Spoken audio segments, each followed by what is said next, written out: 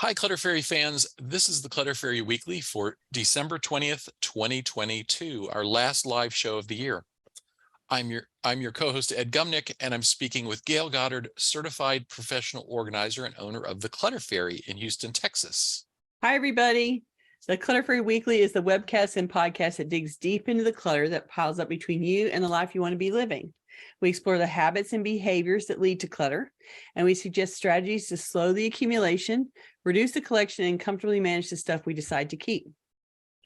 We had a comment on a recent survey about the balance of decluttering versus organizing topics that we cover, and we want to acknowledge that we may go a little heavy on the decluttering because that's what an awful lot of our audience are struggling with. But we're going to make maybe, I don't know, is it going to be a resolution for 2023, Gayle? It can be a resolution. Maybe pay a little bit more attention to comfortably manage the stuff we decide to keep. How's that sound? It's perfect. If you're new to our Zoom meeting, we want to let you know that you can share your comments and questions via the chat feature, and I'll try to make sure Gayle gets to them before we move on to another topic. You can also use the raise hand feature if you'd like to ask a question or make a comment yourself via audio or video. We are also streaming the webcast live on Facebook, so you can share your questions and comments there, and I'll relay them to Gayle. We're going to start by recapping last week's weekly Tittle, which was called Stop, Look, and Listen. The assignment was to spend a few moments listening to what some of your clutter is trying to tell you. Let's hear from our participants in Zoom and on Facebook. Who interrogated their stuff for this week's Tittle? Please let us know in the comments. YouTube viewer Lauren shared this comment. I downsized this year, so let go of most belongings, but still have clutter. The clutter tells me that I have unfinished projects and activities. For instance, Christmas cards are on the coffee table, even though I mailed cards out earlier and probably won't need any more. I'll put them away today. Thanks for sharing, Lauren. Isn't it always the way that we don't complete the cleanup after the project, or we think I might need to write another card, so I'll just leave these out. I'm of the mind that you can put stuff away because you can get it out again if the potential need arises. So I'm wired to put stuff away quickly, and I've had the experience of getting the same thing right back out again more than once. I use something and put it away, and then 10 minutes later have to get it back out again. But I play the odds that I can put it away and not need it again. And I win that bet way more often than I lose it and have to go get something back out right away. So the result is that most of my stuff is where it needs to be when I need it. Good on you for recognizing that you can go put it up. I think it'd be kind of interesting to audit ourselves and practice for a few days, putting each thing away as you use it. Just try to make that a rigorous practice for a short period and see how many of those things you really needed again very soon. Mm-hmm. And I think you'd probably come up with some number like 10%. 10% of the things had to come out again within a day or two. So it's a good habit. It's a good orientation to try and cultivate, I think. Yeah, just, instead of stopping where you are, to pick it up and go and put it back, hang it back up, put it back in the drawer, put it back in the cabinet where it came out of, so that it's there when you need it, even if when you need it is 10 minutes later. Right. It's still in the right place. Connie says, my clutter tells me, get me to the right place already. Which is a good message. It's trying to say that, right? Sandra says, my clutter tells me that I still have too much stuff. That's okay. You can constantly be dialing it down. So just keep listening to that one. And Samudra said, my clutter tells me that I run out of energy faster and faster these days. Mm-hmm. And that's valuable feedback for budgeting your time for projects and right. making sure that you've included that cleanup and put away time. And also recognizing that as you run out of steam more and more, the less and less you need to have a big volume to manage. Like if you want to be able to comfortably manage everything, you want it to be a volume that you can deal with at your level of energy now. And so it's important to make the house suit what energy reserves you have. It's a good thing to notice. John shared, I took some things out of the bathroom and rearranged, discovered that as I'm decluttering, I'm finding I have a lower threshold for clutter. Right? Do you experience that with clients? Yes, absolutely. Because people don't call me until, if you in the imaginary red line of the engine revving where it's way off to the right in the red zone, people call me when they're in the red zone and we do a bunch of work. Where it says dangerously fast. Yes, dangerously fast. Exactly. So they call me when it's really bad. And then we work for a while and they reclaim a bunch of space, stuff, peace of mind, whatever. And then when it starts to ramp back up again, they notice it way sooner because they've just put a bunch of energy into getting it out of the red zone. And so they do notice it sooner and call me sooner. And that needle, the point at which they react to the movement of the needle gets lower and lower and lower over time. The more and more work we do, the sooner they go, oh no, it's starting to get up, and they call me to react. And over time, that threshold needle can move to a really low level where people are like, no, I'm not. We've done too much work to get it here. I've spent too much money to get it here. I'm not willing to let it go. And so it does happen with clients that stick with it and get it and do a bunch of work to get it done. Then they don't want to give it up. Right. Paula shared, I've been mulling letting go of a couple of items for a while. Yesterday, I re-listened to the Tittle and put those 2 items in a donate pile. Then I went through my closet and pulled out a few more items for donation. Woohoo! Yay! You can declutter even a few pieces at a time, and circling back and doing it again. Great job. I know it doesn't, if you don't do a whole bunch all in one sitting, it feels like you haven't done anything. And I'm using air quotes to say you haven't done anything.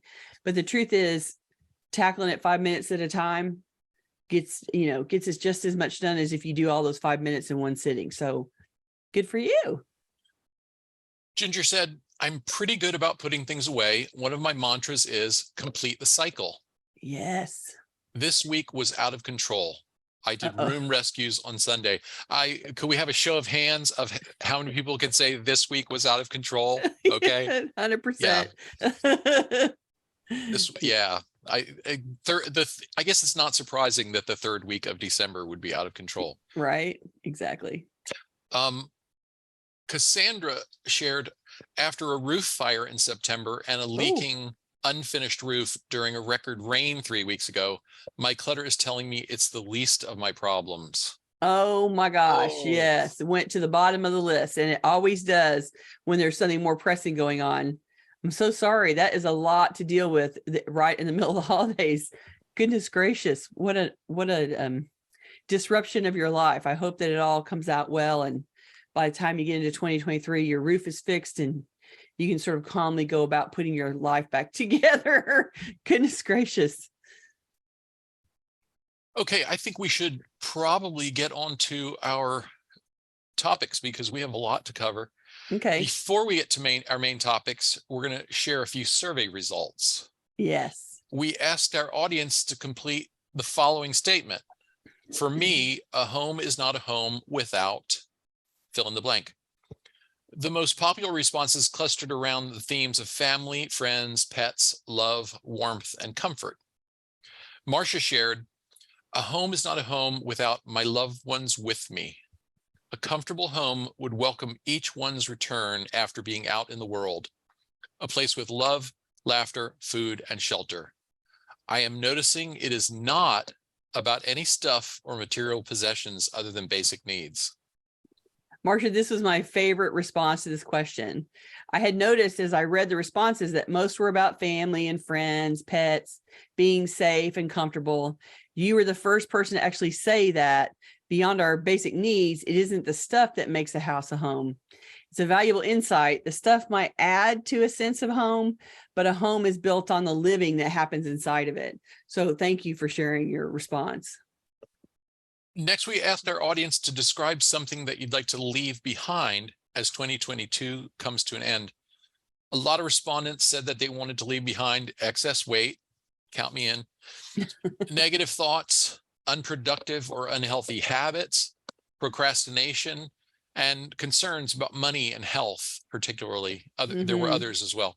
Yeah. Several people also voiced the wish that they could leave behind all the chaos and uncertainty in the world right now. We enthusiastically share that wish. Yes, we do. My goodness, yes. Our favorite reply came from an anonymous audience member who said, I'm going to leave my regrets about past mistakes behind because I did the best I could with what I knew at the time. Exactly. Letting go of regrets is so hard, but so valuable. Regret is an unproductive emotion unless you learn a lesson from it. So learn the lesson and then try to let the regret go. Don't keep punishing yourself for a choice that you regret. At my age, it becomes very obvious how living in the regret is really just sitting in the corner, burning energy that you don't need to burn. It's really a waste of your time. And it's super hard to let go, but it's worth a conscious effort to try to do so. I hope that you're able to accomplish that. I think it's a really good goal for the year. Excellent.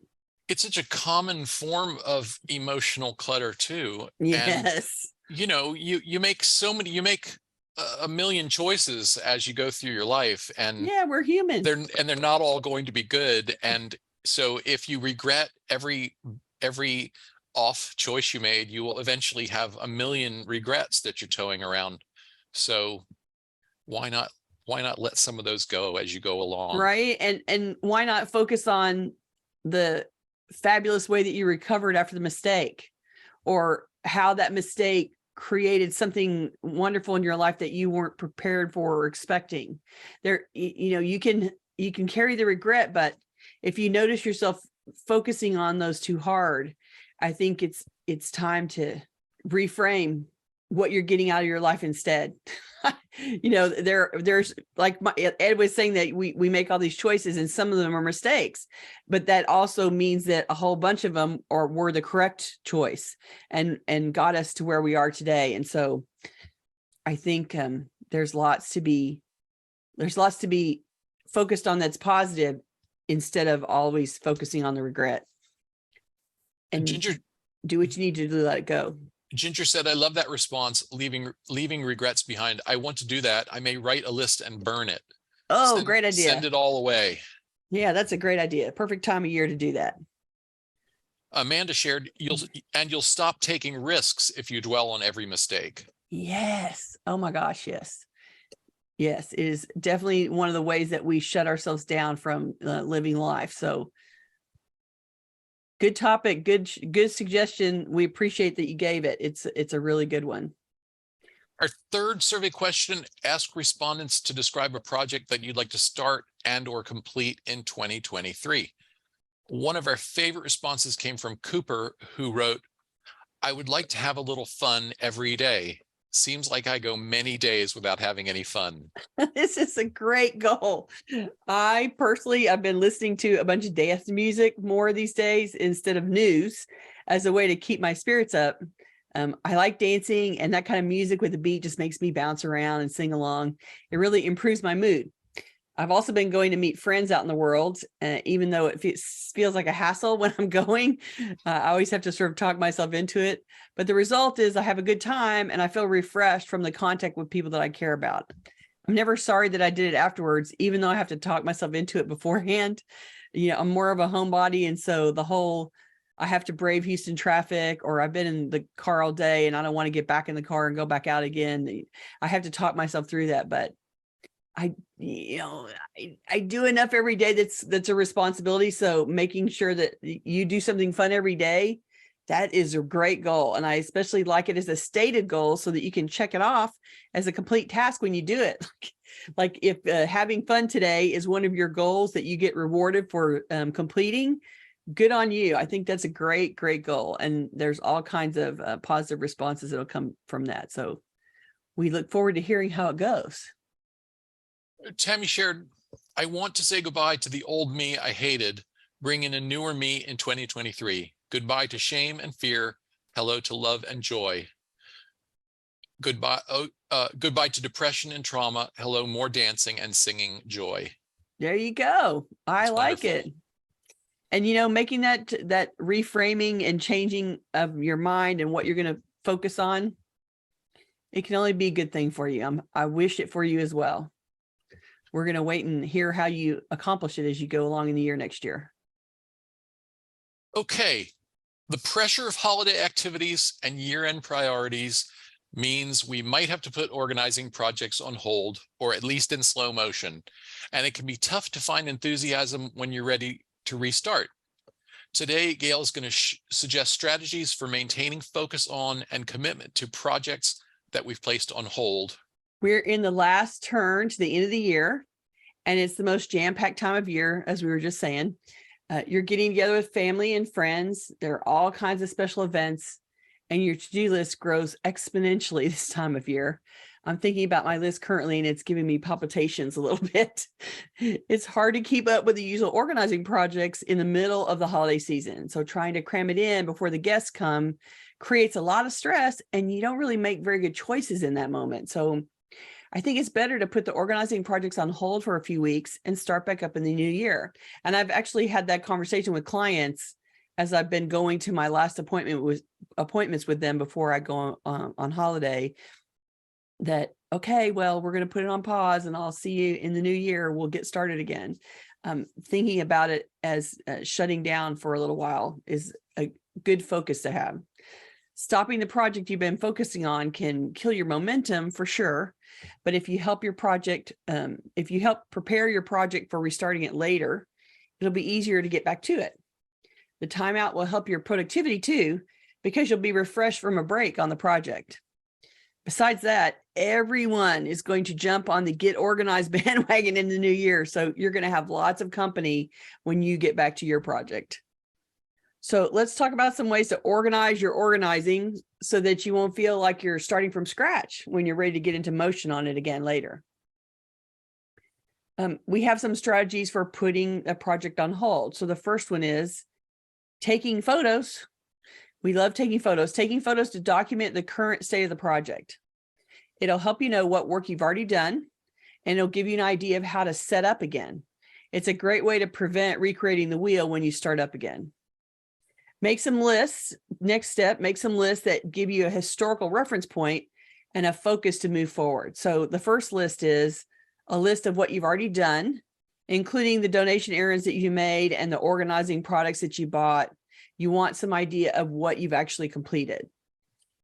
You think that you don't need to know that, except that you find yourself going, did I do that? Did I already, there's pieces that you will circle back and wonder whether you completed something or not. So knowing what you've already done and making a list of while it's fresh in your mind will really help you later. I often find I get to the end of the day and I'm tired and I've just finished doing something, and then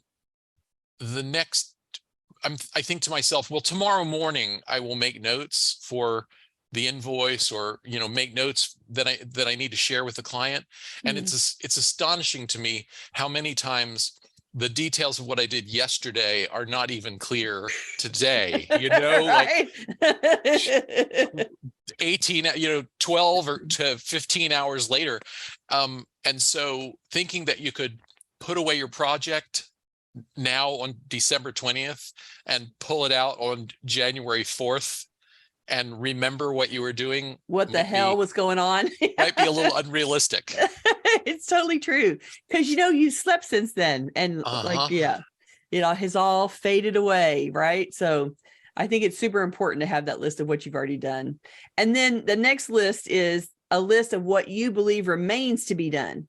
It's so helpful to do it now while the details are fresh in your mind. Like Ed was just saying, I know you think you're going to remember it, but you're about to eat a lot of food and drink some alcohol. So it'll be less easy to remember than you think. You're also going to have slept, 14 days after that. So a lot of those details are going to fade away. So making a list now means you don't have to rediscover the steps later. You're very clear, because you're all in the details right now.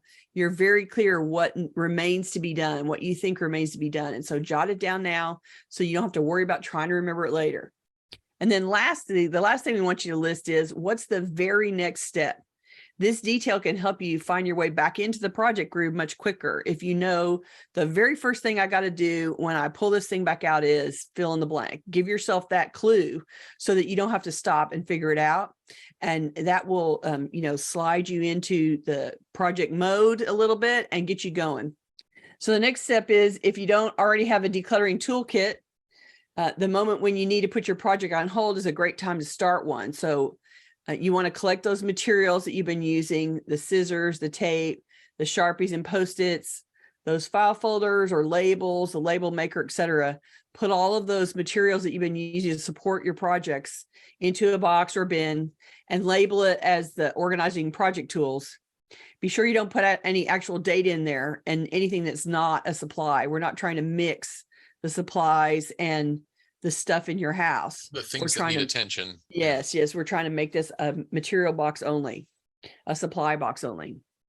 Then you also want to carefully box up any stuff that's needing attention that you've unboxed.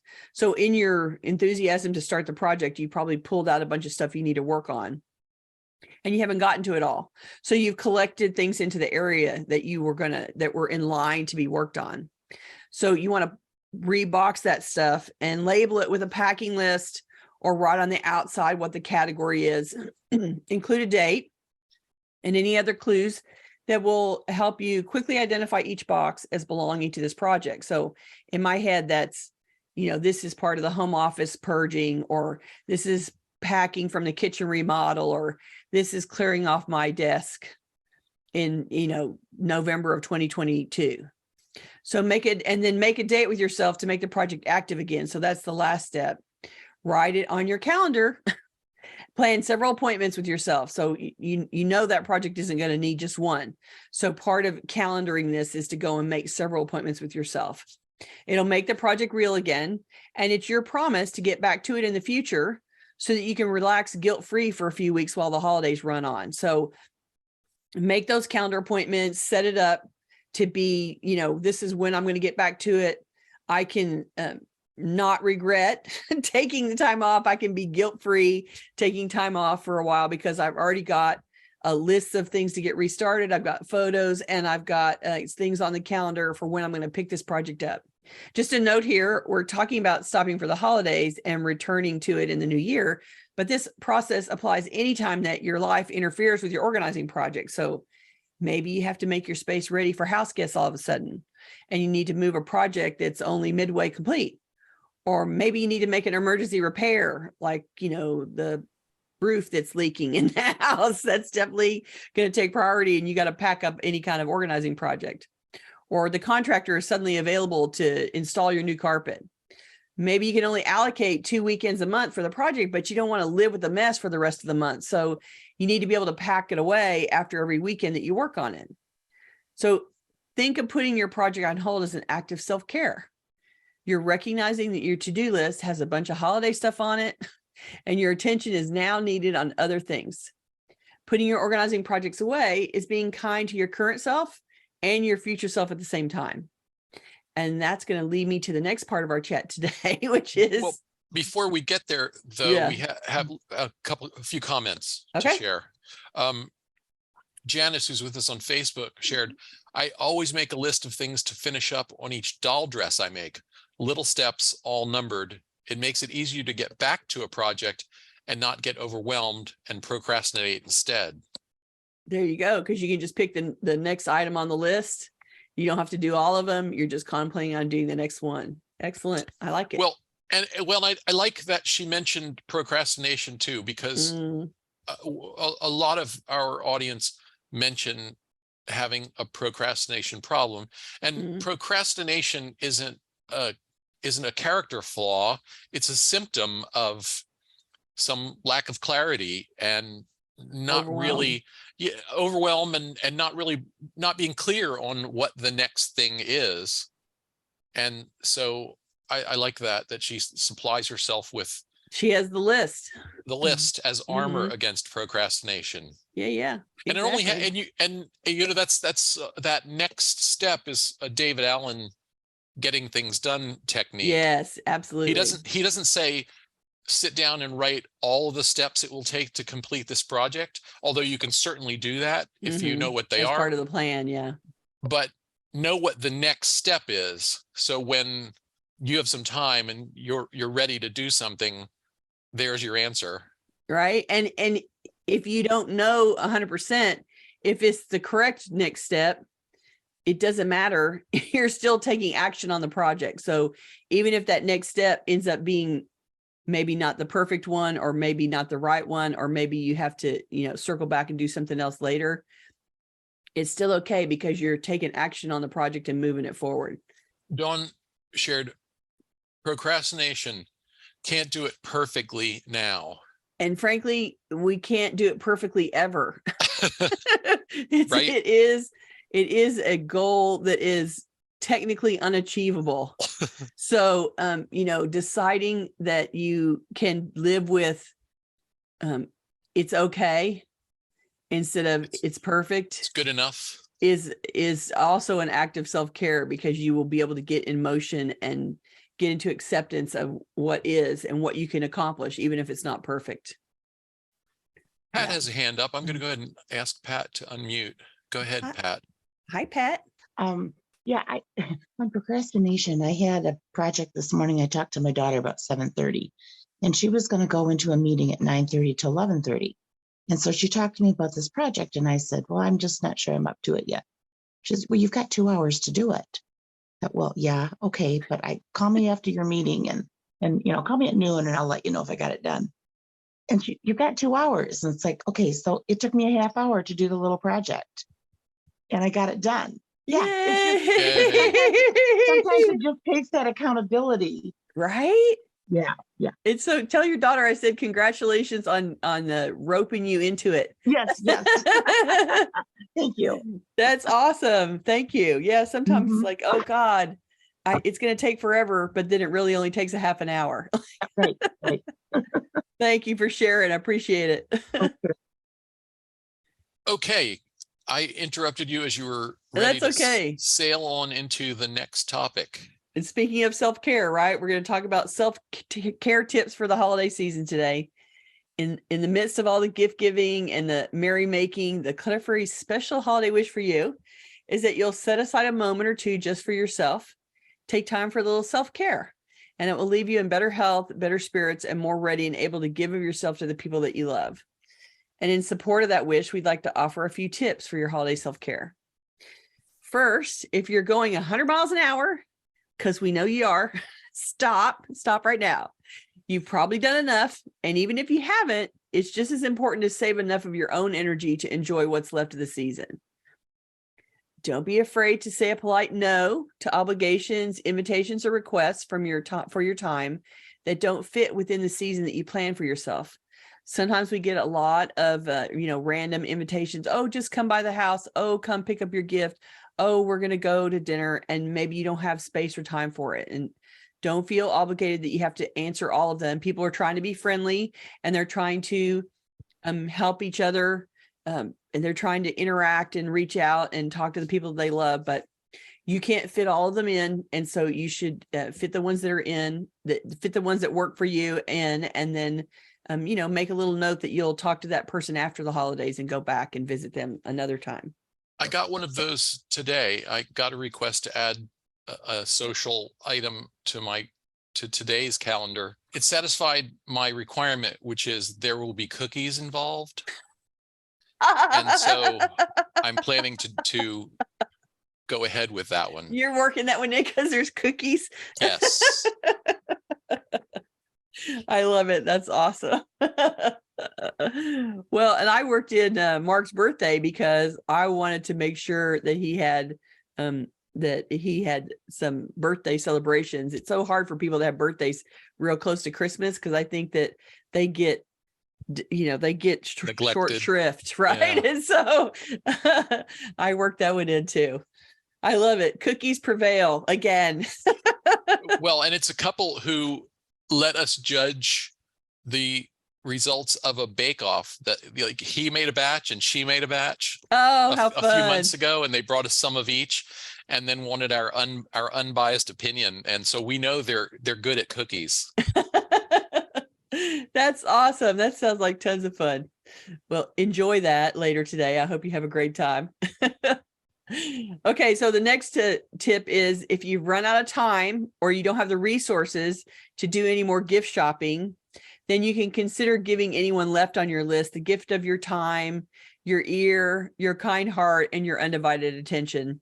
Most of us just want more human interaction anyway. And so if you make the effort to make a plan to listen or be around somebody, that really is an important gift that you can offer. It doesn't require you shopping or spending more money. Just a thought. We also want you to ask for what you want, especially if you're someone who carries a lot of responsibility for other people the rest of the year. Let other people take care of you once in a while. This is the time of the year when you can say, this is what I really want. I really want fill in the blank, and let people step up for a minute and take care of you. I want to add, if you're feeling alone at this time of year, then reach out to talk to somebody. There are others who are grieving for their own reasons this time of year, and you both need some interactions with people. You can volunteer somewhere with others, spend time in an animal shelter, hugging and caring for animals.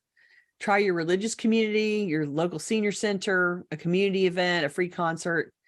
I know it's hard and scary to think of doing it, but if you take a chance or two, you might be rewarded with some human interaction and togetherness that feels supportive and valuable. Do it to remind yourself that you're still part of the human tribe. We don't want you to feel alone at this time of year. Savor a favorite tradition. Try something entirely novel. Experiment with a new recipe. Learn a song or play around with an unfamiliar craft. It's a good time to experiment with something new. So give it a shot. Take time to enjoy the lights, colors, sounds, smells, and tastes of the season. Don't let the chaos distract you from all the good things. Make a few timeouts happen. Turn off the TV and the computer. Step away from the mobile phone. I know it's hard, but you can do it. And focus only on being happy in the moment. And be open to serendipity and happy surprises. We often try to plan everything, but reality almost never works out exactly to plan. So be receptive to changes of plan and unexpected experiences. They might turn out to be a delightful treat for your family. And last but not least, create space for peace and quiet in your life. Set aside time to rest, focus, and pay attention to the meaning that this season holds for you. Listen to your own heart and be open to the acceptance and wisdom you find there. And we hope you'll take time out for yourself on the race to the year end. The organizing projects will be ready to start in January when all good people turn to recovery from the holidays and start being organizing junkies. So we will wait for that. Probably we'll wait for that time to come around. Marsh said, I am building my new house, so I have my own front porch where others come up and I can either open the door wide or keep the screen door closed. Or in self-care, I can just say no and gently close the door. There you go. That works. Samudra said, I had friends lined up for the upcoming weekend, but we're expecting the blizzard. Yes. Apparently there's big bad weather coming all across the eastern half of the United States. Yeah. Weather advises to stock up for 2 feet of snow. I may be alone in my student neighborhood. I can't remember where Samudra told us. Samudra, where are you? St. Louis. Yeah. Okay. Yeah. 2 feet. Wow. We're expecting a few inches here. Are they predicting any snow in Houston? No, but it's going to be, there's a day this week that's going to be 19 degrees overnight, which is unheard of. So, oh my gosh, like that level of hard freeze is very unusual. So yeah, we're getting it too. That's tough. Actually, Catherine had a question. Let me scroll back a little bit. She said, what do you do about last minute home winterizing when the stores are sold out of outdoor faucet covers? Start calling your friends, because some of them have bought way too much, or they have things in their garage that they haven't used. You call your friends because they got stuff in the garage. Ginger also suggested go old school, wrap the faucet with newspapers, towels, and then tape it down. Yeah. Wrap or bag and duct tape. Yeah. It's really just a matter of, you want a layer of insulation, right? And so it just needs to be, and newspaper is a good insulator if you cover it up with something else too. Yeah. So, yeah. Old school. Get out some of those old linens, some of those old towels that you've got in the linen closet somewhere you're not using. Old kitchen towels, old washcloths. They're available. Someone mentioned you might be able to order from Amazon and get something fast enough, but when is the Depends on when the freeze super is cold coming. arriving in Houston? Mhm, Catherine's in Houston.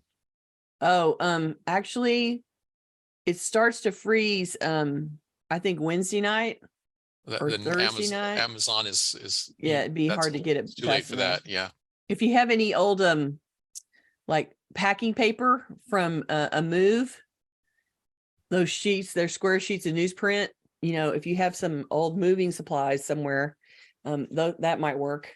And some of the stuff that comes in boxes that you've already received, shipping boxes, that might be some insulate. You can use that sort of paper. The peanuts won't work, but you can use some of the paper stuffing that they use as material as well. Bubble wrap would probably help in a pinch if you put But enough of it, I would cover wrap it that enough times. And yeah, but I would cover that up with something else too.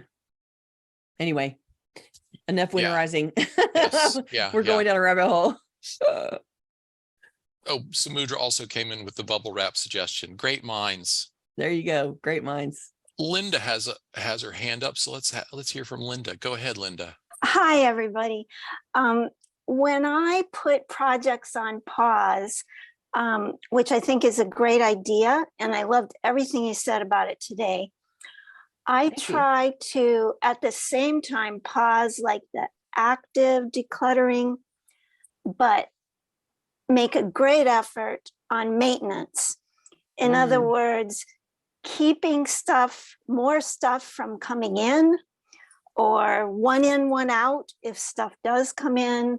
Really, this time of year, all those cartons and packages and recycling and mail, all of that. And mail catalogs. Oh my God, the catalogs. Yeah, and what happens like in the kitchen over the holidays, trying to really take stock of leftovers and food gifts and all that stuff and get it scheduled in so that we enjoy it all and have time to. So I just sort of double down on the maintenance stuff while the active mode is paused. And that kind of seems to keep me going and ready for when I get back to it, because I haven't made everything worse. Right. Well, exactly. Because you're preventing the backlog getting bigger by focusing on maintaining what's there, which is excellent. Good job.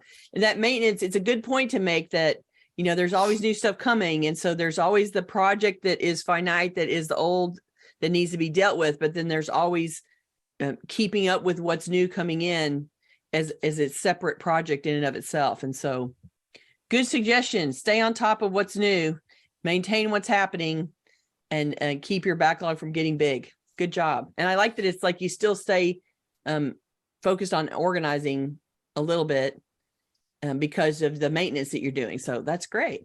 I like the suggestion. Thank you, Linda. Well, and we talk all the time about how organizing is almost always two projects. There's the ongoing habit to prevent clutter, and then there is whatever backlog you've already accumulated. And the projects we're talking about putting on hold are largely backlog or maybe reorganization, moving things from moving rooms around and changing functions might produce organizing projects. But you don't want to completely give up your habits. You might, well, you'll have at least a little more free time probably over these days, so you can keep up the 2 minutes a day for the mail and the every evening reset, putting your clothes up, rehanging your towel, making the bed, getting the dishes cleaned and put away, all that kind of stuff. Yeah, there's so much more cooking going on too. Usually there's somebody that's in charge of cooking a whole bunch. And if it's not you, awesome. But if it is you, then I know that you have a huge amount of cleanup to do. You might want to recruit some support through that as well. Okay, this is a good time to remind everybody that we are taking a couple of weeks off. We will not have live meetings on December 27th or January 3rd. We're giving ourselves 2 weeks off to celebrate and relax. We'll be back on January 10th. We have not picked a topic yet, so watch your email in the coming weeks. It's part of our work for the holiday. Right, or visit it, or you can also visit our website for a notice about the January 10th topic and announcement of our next survey. So join us when we reconvene on January 10th, 2023 at noon US Central Time, live in Zoom and streaming on Facebook. Do you want to tell us about the Tittle? Yes, the Tittle this week is called Hold Please. This week's assignment is to put on hold any organizing project on which you won't have time to work in the coming weeks. So we're going to remind you of the steps. Take a few photos to remind yourself what you're working on and where you are in the project. Jot down a few notes about what you've done so far and what remains to complete the project.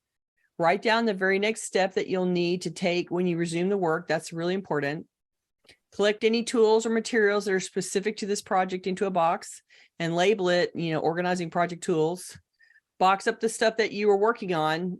So anything that is incomplete or in process, and you can label it with a list, like maybe you want a packing list of what kind of stuff is in there, or at the very minimum, just a date and a name of the project, office desk decluttering, December 20th, 2022. So you know where and when it came from. And then lastly, make an appointment or make several appointments to turn your attention back to the project. So schedule the date on your brand new 2023 calendar, whether that's paper or electronic, go out there and do that.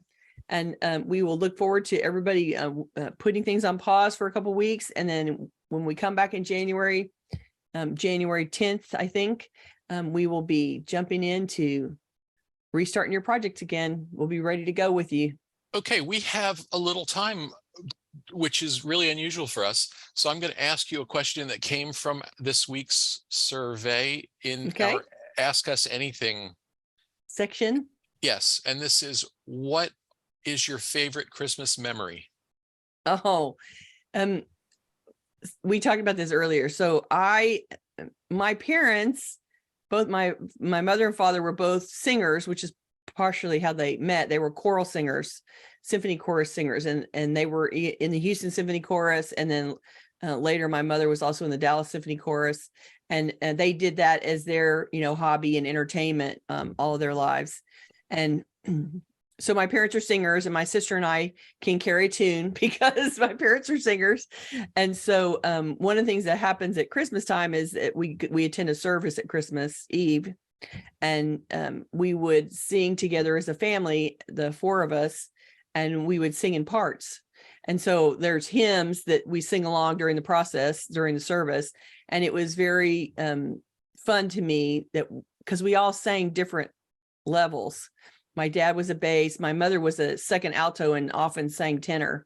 And then my sister was a second soprano and I was a first soprano. So we would sing in parts, the hymns and stuff that were part of the service. And that always felt really special. And I enjoyed that. And I miss that now that my mother is not there. And so my sister and dad and I do it, but it feels different now that mother's gone. So that is a special memory that I have about our Christmas get-togethers, is singing 4-part harmony to the hymns in church.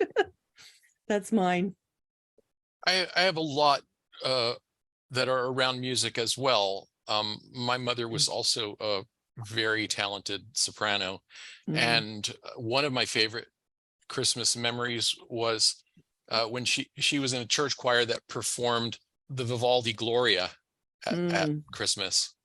And another one is we had several old Christmas vinyl records, records full of just collections of kind of random Christmas music. And my sisters and I loved to listen to them and sing along whether or not we could sing along with what it was, like gospel, a gospel version of Rise Up Shepherds and Follow, sung by an ultra bass black man, Right. and picture these little kids trying to sing along to With the bass line. with bass gospel Christmas music. Oh, that's funny. That's hilarious. And actually there was can I tell the story? There was another question about how Ed and I met. Oh yeah. And we were talking about that too today. And actually it was around choruses because it's also about singing. Yeah. Right. I used to be in a women's chorus and Ed was in a men's chorus, and those two choruses would get together to collaborate on stuff and perform occasionally. And so we met through that situation, and we went to some social events, like dinner parties and stuff at one of the director's houses and things, where he and I were both there for those dinner parties. And that's really how we met. And that was many moons ago. That was about 1993. Yeah, like really long time ago. It's been a hot minute since we met over those dinner parties. And I didn't remember that. He had just reminded me about that we would go to those dinner parties. And so I had forgotten all that part. It's been so long. So that was a surprise, but that's how we met, through the choruses and collaborating. Deborah says, my maiden aunts, two wonderful gentlemen who pamper me, have purchased my tree and have lit my tree lights. So I have a Buddhist, a Muslim, and a Christian setting up my tree and lights. Oh, that's awesome. That sounds like fun. That sounds like a Festivus miracle. Right? Oh, that sounds like great family time. Okay. If you are watching this on YouTube, we would love for you to join us live. To get notifications about upcoming events, we invite you to join the meetup group by visiting cfhou.com/meetup. You can also follow us on Facebook by visiting cfhou.com/Facebook, or join our mailing list by visiting cfhou.com/subscribe. We love to hear from you, so please keep your questions, comments, and topic suggestions coming on YouTube, Facebook, or anywhere else that you find us. You can always reach us through our website at clutterfairyhouston.com. Thanks, everybody, for joining us today. We really appreciate it. It's been a very exciting year for us, and we've had so much fun coming to you every week and talking our talk and hopefully sharing something that's useful to you. We appreciate that everybody comes and listens to us every week. We so appreciate that. And we will be back in the new year with, running the Get Organized Highway. Get Organized month of January, and we'll be back talking about it. So can't wait to see you then. And we hope that you have a wonderful season, whatever your season is supposed to look like. We hope it's fabulous, and that you can come and tell us all sorts of tales about how great it was and how relaxed and refreshed you are. Happy holidays. Happy holidays.